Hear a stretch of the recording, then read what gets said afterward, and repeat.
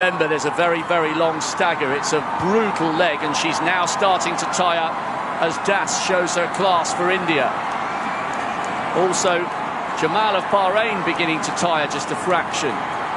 India lead, we did expect that. Bahrain in second, a little bit of a sloppy change over there from Jamal to Essa, who you expect will close this gap. That was truly dreadful, Rob. They almost passed the baton at a standstill. I'm sure that in the long term they won't have too much impact, but certainly they've lost 4 or 5 metres. That was a very, very poor exchange. Looking up at the big screen, this is Machetri of India. They've been bold, the Indians, by selecting Das on that lead leg. Essa now trying to close, but she's got some company. The other Nguyen has run really well for Vietnam. China trying to come back into the mix. But at the halfway stage, it will be India. Gutsy end to that leg by Japan, who are just ahead of Bahrain. And China still in the mix for a medal. But now we get to watch Odion storming around that first bend. Well, we know that Odion is the fastest woman on the continent. What we don't know, though, is having gone off as she has done. Look at her there, looking quite majestic in second spot.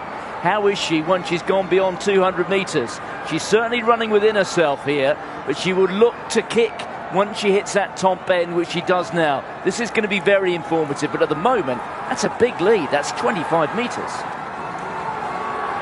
The Indians put their best athlete out lead leg.